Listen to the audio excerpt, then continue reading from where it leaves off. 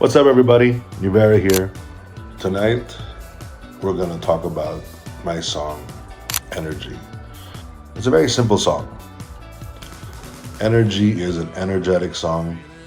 It's very upbeat. It's got this indie feel to it. I wrote the first thing that came out of it was the three chords. There are three chords in Energy, and there's a groovy bass line that I came up with that I'm proud of because after Bones, if you watched the video before this, Bones was the first time I wrote a bass line, a bass part that I enjoyed, and I put all the music around that bass line of Bones.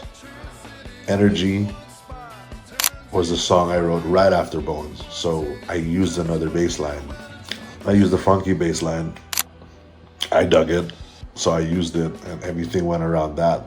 But Energy is not a very complicated song. Energy is supposed to be a feel-good song, and the story of the writing process is gonna take a while, but bear with me because I have to talk about a lot of context before this. As I said in the last video, before Bones and Energy were written, I had not written a song in like 4 or 5 years, something like that. So I was going through a writer's block, and I go through that a lot. I have a hard time expressing myself, so doing videos like this, I'm also trying to get used to it, so please bear with me. So you need to understand that my first, before 2020, I went by my real name, Robin Nievera. That's how you would find me on social media. That's how they would present me on television, on the radio. I was always Robin Nievera. That's my real name. When 2020 hit, when Bones came out and Energy, I changed my artist name to Nievera because I wanted to start completely from scratch. I'm in the States. I'm an artist in the States, and I didn't want to bring my old baggage with me. I wanted to start anew. But before that, I released 3 albums as Robin Nievera in the Philippines. I released an album called Overweight. I released an independent album called Nightmares. And I released a 3rd album called Dare. Now, the reason why I'm talking about this is because my writing process before was very different from how I write now.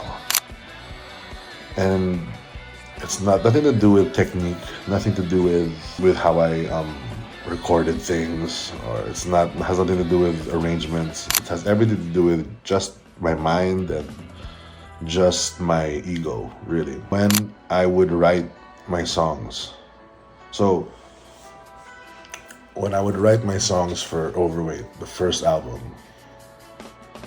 I only had one thing in mind. I wanted to grab the attention, not of the Filipino people, not of the people of OPM, not of any music label, not of any band in particular. I was trying to grab the attention of my family, and not my mom and dad, not my parents, like the people I grew up with, the people that helped raise me with my parents. My grandmother. I wanted to get the attention for my grandparents, my uncles, my aunts, my cousins who I grew up with. I love all of them dearly, and I really wanted them to be like, hey, I heard your album and it's really good. That is what I was looking for, because I don't like talking about myself. I don't like saying, I got a brand new song, guys. It's really good. That's not me. I will market my friends. I will market my family before me every single time. I don't like talking about me. That's why these videos are so strange to me. But when I was younger, everyone in my family, we're all in the same industry. We all grew up people of OPM. We all grew up Filipino music industry. You know, my parents are incredible singers. They are humongous names in the recording industry in the Philippines. And I went all the way to the States to start from scratch. But the point is, I wanted to impress them with my musical knowledge, if have you, you know. So my first songs, every single song on that first album was a different genre. And I arranged everything. I had my friends help play for those albums because they're much better musicians than I am. I played the guitar parts, but for sure, I got my friends to play bass, I got my friends to play keys, I got my friends to play drums, and well, my one friend, Mr. Himina. But to my musician friends in the Philippines who played for my albums, they know who they are. They are doing incredible in the Philippines, and I'm humongously proud of them. And I'm absolutely grateful that they played my songs and helped me with my albums. So to all those people, they know who they are. They made my songs better because they are better at me at the parts that I asked them to help me with. So that's something that I also think is very good. You know, it's nice to work with musicians that are better than you because they just make you better. They teach you without them even knowing that they're teaching you. They've taught me so much, they have no idea that they have. And I miss playing with them. I absolutely miss playing with those guys. But that's besides the point. Point is that I really tried hard to get my parents and my family's attention with music because they, to me, are the biggest critics for music. I hear them talk about, this is years ago, this is before I even made the albums. I would hear them talk about musical performances, concerts, songs, albums.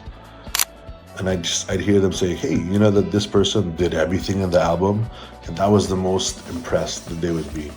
If someone did everything, note for note, word for word, song for song, if they did everything, the more that they did in that album or in that song or in that concert, the more impressed they were. And I was like, so if I wrote a whole album just by myself, you'd be impressed. I didn't care for anybody else but them. And I was really hoping that they would hear it. You know, I was really hoping I'd get a text in the middle of the night saying, hey, I really like this song from this album. So that was the goal. But there are too many people in the Philippines that are doing music that I just really didn't get through that. I really did not sound like anybody else in Manila. I really tried to sound different. And I was hoping they'd notice that too. Because one of the biggest comments that one of my tita or aunt, she said was, I heard this one guy and you know what's so nice about him? This is her words were, no one else sounds like this guy. And that always like stuck with me because now all I want to do is sound like just me. I didn't know what that meant when she said it. I still don't know what that means. But I'm trying so hard to sound different all the time. And that to me is I think that's my biggest problem, is I always want to sound different. Every song has to be different for me. There's no problem with sounding the same. And this, it's very difficult. And according to my history, that's really not how to sell yourself because now I have too many genres. But the reason why this is important is because I really cared so much about what they would say about the songs that I wrote. But at the end of the day, no one really listened to my songs. And it's funny because when you care so much about how something is supposed to sound, but no one's listening to it, why did you care so much? So years later, now we fast forward to 2020. I just wrote Bones. And Bones like opened up this door of creativity in me. It's like Narnia had been found, and now all these magical things are coming out of it. When I wrote Energy, I made Energy incredibly simple. It only has three little chords on the guitar. You know, when I see the notes of Energy, there's a lot of, aside from the bass and rhythm parts, there's a lot of just long drones of noise, just there, just to like calm me down. And when I wrote Energy, I had a lot of fun. I was in a good place. I was, enjoying it. And it's because for the first time, I didn't care about who was gonna listen to this song. Okay, because when you start to care, then you start to put these little walls on your creativity. Because when that would happen to me, I would think, firstly, the main goal was to always sound different. So if I played a part that sounded too much like U2, too much like John Mayer, too much like the most popular song that's out at the time, then I'll scratch that idea. Then I'll get all nervous. Then I won't even do it. But when I did Energy, I just threw all of that, all that concern, all that worry, I just threw it out the window, and I said, let's just have fun. Let's make music the way it was supposed to be made, which is free, enjoyable, emotional. Energy is pretty self-explanatory, right? It's just a fun song. It's about getting your energy from the people that you're with, or vice versa. You're the one giving off the good energy to the world. That's really what that song is about. It's simple. It's a feel-good song. But for me, I had to feel good about writing it to get it to that point. So if there's any lesson to learn here today, it's that Energy is a good song. I'm just kidding. It's that when you do something, you don't have to overthink the song. You don't have to overthink your message. The best songs are the simplest songs. The best songs are the ones that make sense to you. That's how that song became a reality. It all just felt good. I remember writing the lyrics. I was in Las Vegas. I was no longer in California. I had moved to Las Vegas, where I am currently, and I was outside the patio of my stepmom's house. I was looking at the stars because it was so clear that night, and I saw like 2 or 3 shooting stars. Las Vegas was having a beautiful night, and I was just enjoying it, and that was like the reward for writing the lyrics to Energy. It was a good feeling because it was like, I don't care who listens to Energy. The people who listen to Energy are the ones who need to listen to Energy. And now when I write, I'm not trying to impress anybody. I'm just trying to express myself to everybody. I don't think that when you do music, when you write, when you express yourself, you shouldn't have to worry about anything else. All the details will get there, all the song, all the notes will make sense in the end. I don't know how to end what we're supposed to be saying, but enjoy the process of creating something. Not a lot of people can write or compose or make music. The important part about it is listening.